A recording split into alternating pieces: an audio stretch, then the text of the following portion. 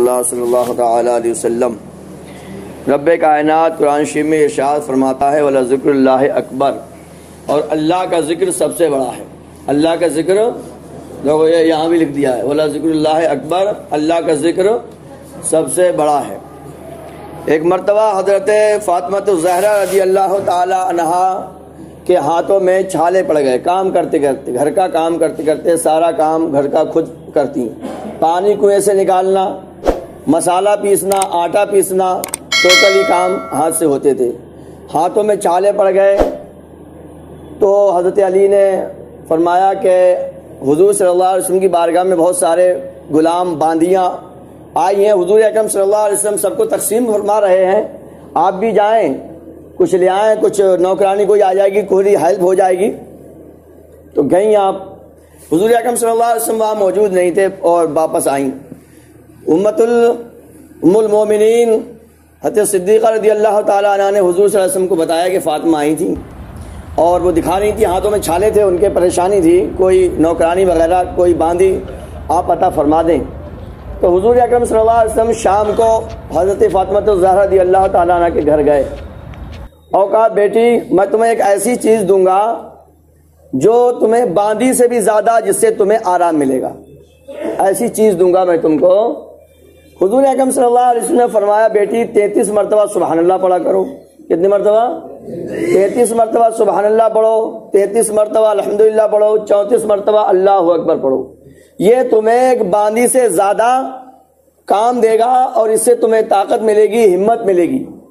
دیکھیے اس کے اور دیگر جہاں فائدے ہیں وہاں اس کا ایک فائدہ یہ بھی ہے، اگر حضرت علی رضی اللہ تعالی عنہ کے کہنے سے حضرت فاطمہ جاتی اور حضور صلی اللہ تعالی علیہ وسلم عطا فرما دیتے، اور وہاں تو کوئی کمی نہیں تھی، حضور چاہتے تو دنیا کی جنت کی حوریں اتر آتی اور ترستی تھیں کہ فاطمہ الزہرا رضی اللہ تعالی عنہ کی خدمت کرنے کو ہمیں مل جائے، مگر حضور صلی اللہ علیہ وسلم نے نہ دیا، کیونکہ حضور صلی اللہ تعالی علیہ وسلم کو آخری زمانے تک کا پتہ تھا کہ کیسے کیسے لوگ دنیا میں پیدا ہوں گے۔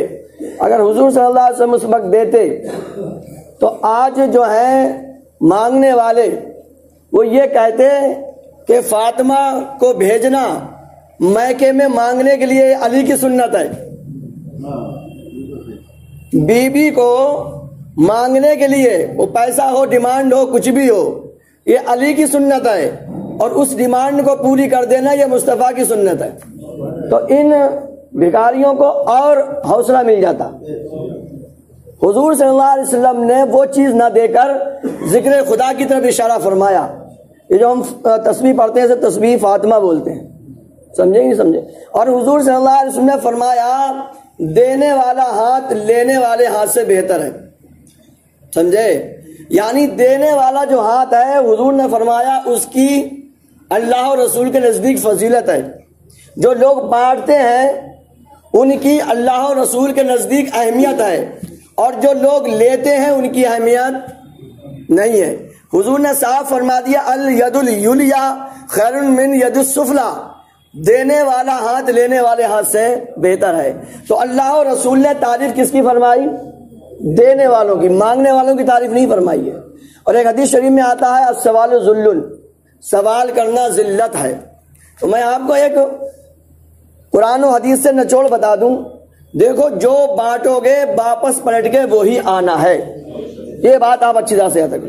آپ خوشی بانٹو گے خوشی آپ کی طرف آئی، آپ خوشی مت تلاشیے۔ اگر آپ غمگین ہیں تو پھر لوگوں کا غم دور کرنا شروع کر دیجیے، آپ کا غم خود ختم دور ہو جائے گا۔ اگر آپ کو غم ہے، آپ کو خوشی چاہیے، تو آپ لوگوں کا غم دور کرو۔ کوئی رو رہا ہے اس کے آنسو پہنچ دو، پیسے نہیں ہے تو اس کے کاندھے پہ ہاتھ رکھ دو، بھائی صاحب پریشان مت ہو یار، ہم تمہارے ساتھ کھڑے ہیں، ہم تمہارے اپنے ہیں، تو اپنا سمجھو، جب چاہو تب بلا لینا، سمجھے؟ سب کچھ پیسے سے نہیں ہوتا ہے، کسی کے کاندھے پہ ہاتھ رکھ دینا، اپنے رومال سے کسی کے آنسو پہنچ دینا، اپنے ٹھنڈے جگ سے کسی کو پانی پلا دینا، سمجھے کہ نہیں سمجھے؟ یہ وہ چیزیں ہیں۔ حضور صلی اللہ علیہ وسلم نے تو یہاں تک فرمایا ہے کہ مومن کے مسکرا کے بات کرنا یہ بھی صدقہ ہے۔ ہمارا دین تو وہ دین ہے بانٹنے پہ ابھارتا ہے، یہ پنشنشا تعریف جو کرتا ہے بانٹنے پہ کرتا ہے۔ تو دوستو یاد رکھو، اگر ہم خوشی بانٹیں گے تو خوشی ہماری طرف ہزاروں گنا بڑھ کے واپس ہوگی. اور اگر ہم غم بانٹیں گے, کسی کو ستائیں گے, ہم اسے نہیں ستا رہے. 15ویں پارے میں رب کائنات نے صاف فرما دیا, ان احسنتم احسنتم لانفسکم, اگر تم بھلائی کرو گے تو وہ اپنے ہی لیے کر رہے ہو. یہ مت سوچو کہ ہم نے بھلائی کی, بھلائی کر دی تو یہ تمہاری طرف لوٹے گا. اور بھلائی کر کے بھی ہاتھ جوڑ کے خدا کی طرف معافی مانگو اور شکر ادا کرو, یا اللہ کائنات میں تو بہت لوگ ہیں, تو نے مجھے اس بھلائی کے لیے چن لیا, یہ تیرا کرم ہے, میں اس قابل کہاں ہوں. بھلائی کر کے, لوگوں کی مدد کر کے, لوگوں کے غم دور کر کے, لوگوں کو خوشی بانٹ کے اتنا مت جانا, پھر ہاتھ جوڑنا, آپ کہنا رب کائنات تو نے مجھے اتنی بھری دنیا میں تو نے مجھے اس لیے چنا, یا اللہ تیرا پھر کرم ہے. اور اسی طرح سے میرے مالک تو مجھ سے اچھے اچھے کام لیتا رہے, لوگوں کے غم دور کراتا رہے. حضور نے فرمایا تم میں سب سے اچھا بندہ وہ ہے جو لوگوں کے زیادہ سے زیادہ کام آئے, جو تم میں لوگوں کے زیادہ سے زیادہ کام آئے. تو یہ تو ایک عام مسلمان کا حق ہے. اور پھر جو رشتہ دار ہو جاتے ہیں تو ان کے کئی گنا حقوق بڑھ جاتے ہیں, کئی گنا حقوق بڑھ جاتے ہیں. تو ہمیں چاہیے کہ ہم زیادہ سے زیادہ بانٹتے رہیں, کیونکہ جو چیز بانٹیں گے وہی واپس آئے گا. ہم ببول کا پیڑ لگا کر انگور کی خواہش کریں تو یہ ہماری بے وقوفی ہے. اگر ببول بوئیں گے تو کانٹے دار ببول ہی اگے گا, انگور نہیں اگ سکتا. سمجھے نہیں سمجھے؟ اگر ہم نے جگ میں پانی ڈالا ہے تو پانی ہی نکلے گا, دودھ کی تمنا نہ کریں. اگر دودھ نکالنا ہے تو دودھ پہلے ہمیں ڈالنا پڑے گا, تب دودھ نکلے گا. سمجھے کہ نہیں سمجھے؟ آپ زہر ڈال کر دودھ کی تمنا کریں تو پھر ہم سے اتنا کوئی زیادہ بڑا بے وقوف ہو نہیں سکتا. جو چیز ہم ڈالیں گے نکلے گی وہی.